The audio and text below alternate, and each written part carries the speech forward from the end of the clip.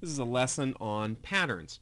How do you fill something in besides just a solid color like this orange hexagon here? Well, one thing, before we get there, one thing I want to show you is we've already talked about how to change the stroke color or the outline color. Right now it's a dark red and you've gone over and changed it to pink or whatever in the thickness. We've already done that.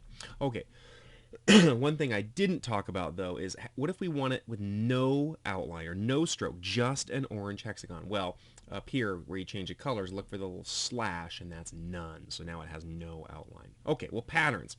How do we fill this in? Well, it's already selected, so Illustrator didn't make this easy. They kind of tuck the patterns away. They're a little tricky to get to, but once you get to them, they're really, really easy, and there's a lot to choose from. We're going to go to Window, way down to the bottom, Swatch, Libraries. There's a bunch of choices. Look for patterns. Okay, and there's 3 different choices here. And then in there's a bunch of different ones as well. Okay, so, let's get basic dots. And it brings up a little window, and it gives you some pre-made patterns that Illustrator has already made for you. Okay, now I just made a mistake. What it did was it patterned the stroke. Okay, and the reason it did it is because, look, the stroke is on top. So I'm going to undo that. I'm going to click and make sure my fill is on top. So now whatever I do deals with a fill. Okay, let's go ahead and click that in there. Okay, there's all sorts of ones you can choose. Okay, they're pre-made. So let's go get more. Let's go in here.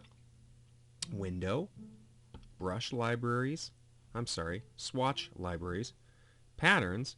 Okay, let's go get animal skins. Let's see what that's all about. And it brings up here in this little palette up here, there's the ones I just did. Well, here's animal skins. I don't know. Let's see what this one looks like.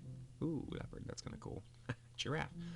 Zebra. Everybody loves zebra. Anyhow, so those are pre-made ones, and Illustrator does have a way you can make your own patterns and save them in here. Probably too advanced for us, but there's a bunch of those available to you, and now it's filled with a pattern rather than a solid color.